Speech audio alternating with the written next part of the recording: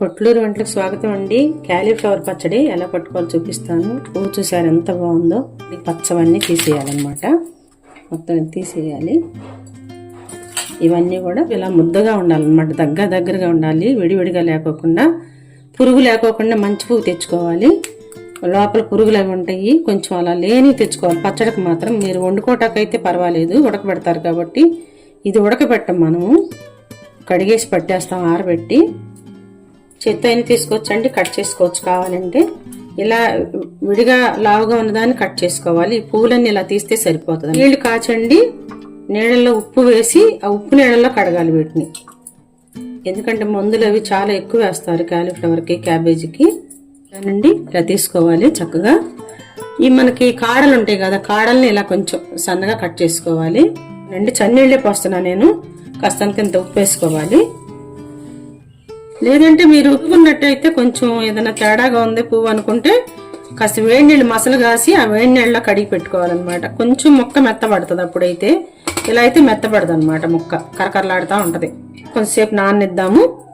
మనకు ముందు అవన్నీ కూడా వాటర్లోకి దిగిపోతాయి. పక్కన పెట్టుకుందాము. 2-3 సార్లు కడిగేసుకుందాము. ఇది పువ్వు అంతా కూడా పోకుండా జాగ్రత్తగా కడుక్కోవాలి. చూడండి, ఇలా క్లాత్ మీద బాగా పూర్తిగా ఆరిపోవాలండి. ఒక్క రవ్వ కూడా తడి ఉండకూడదు. తడి ఉంటే మాత్రం బూజు వచ్చేస్తుంది. పచ్చడి చాలా జాగ్రత్తగా పట్టాలి. క్యాలీఫ్లవర్ మాత్రం చాలా క్లీన్గా పట్టుకోవాలి పచ్చడి, లేకపోతే పాడైపోతుంది ఊరికి. కానీ చింతపండుతో పడితే ఉంటుంది, కానీ నిమ్మకాయ పిండితే మాత్రం ఎక్కువ రోజులు నిల్వ ఉండదు. ఒక 2-3 రోజుల్లో తినేసేయాలి. లేదంటే వారం ఉంటుంది. ఉప్పు కరెక్ట్గా, కారం, నూనె అన్ని పోస్తే ఎక్కువ రోజులు మాత్రం నిల్వ ఉండదు ఈ పచ్చడి. ఇట్లా పలుచగా పరిచి ప్యాన్ అన్న వేసుకోవచ్చండి. లేదంటే మీకు కొంచెం ఎండ వస్తుంది అనుకుంటే అక్కడైనా పెట్టుకోవచ్చు అన్నమాట. ఫ్లవర్ ఒలిచి ఆరబెట్టాం కదండి, ఎంత పువ్వు అయింది. వెల్లుల్లిపాయలు ఎన్ని పడతాయండి, సాల్ట్ ఎంత పడుతుంది ఇప్పుడు ఈ పువ్వుకి. అలాగే నిమ్మరసం ఒక 2.5 నిమ్మకాయలండి ఇది. అలాగే ఇంత కారం పడుతుంది. కారం కావాలంటే మనం మళ్ళీ చూసి వేసుకోవచ్చు. 1/2 స్పూన్ మెంతులు వేసుకుందాము. క్యాలీఫ్లవర్ కొంచెం డ్రై రోస్ట్ చేస్తాము. 1 స్పూన్ ఆవాలు వేద్దాము. ఇదంతా కూడా చట్పట్లాడుతుంది. అయిపోయింది, తీసేద్దాము. ఆవాలు మెంతులు వేయించుకున్నవి ఇలా జార్లో వేసేసుకుందాము. దీంట్లో కొంచెం మనం పచ్చళ్ళు వేసుకునే సాల్టే కొంచెం వేస్తున్నాను. అయితే నలగవు కాబట్టి కొంచెం సాల్ట్ కొంచెం ఉంచి. చూడండి, ఇలా నలిగిపోయింది మొత్తం చక్కగా. ఈ ముక్కలన్నీ కూడా ఒక బౌల్లోకి తీసుకుందాము. మొత్తం మనము మిక్సీ వేసుకున్నటువంటి ఈ పొడి వేసేద్దాము. ఫస్ట్ ఉప్పు కూడా వేసేస్తున్నాను, మిగతా ఉప్పు కూడా. కారము చాలా ఈజీ అండి ఇది చేసుకోవటం. ఉప్పు, కారము, మెంతి పొడి, ఆవపిండి వేసాము. ఇప్పటికి ఈ వెల్లుల్లిపాయలు కూడా మిక్సీ వేసేసుకుందాము. ఇలా కచ్చాపచ్చా అయినా పర్వాలేదు, బాగానే ఉంటుంది. మీరు పొట్టు పూర్తిగా అయినా ఒలుచుకోవచ్చండి, లేకపోయినా పర్వాలేదు. వేసేసి పసుపు కూడా వేసుకుందాము, చిన్న స్పూను. ఇదంతా కూడా కలిగి తిప్పుకుందాం మనం. ఉప్పు, కారం అండి కొంచెం చాలిపోతే మళ్ళీ వేసుకుందాము చూసుకుని. ఒకసారి వేసేయకూడదు. ఈ నిమ్మరసం స్ట్రైనర్ పెట్టి వడకట్టేసుకుందాము.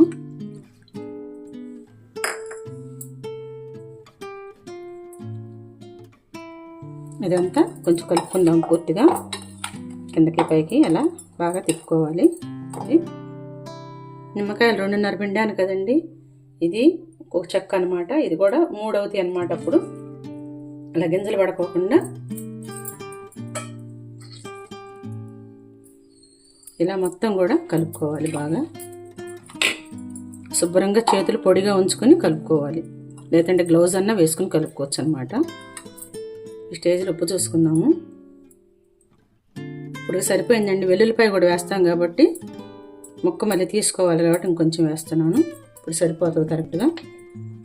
అప్పటికప్పుడు కరకరలాడుతూ ఉంటుంది. చాలా చాలా టేస్ట్గా ఉంటుందండి. అన్నం కొంచెం ఆయిల్ ఎక్కువే పడుతుందండి. పచ్చడి అంటే కొంచెం పడుతుంది, పాడైపోద్ది లేకపోతే.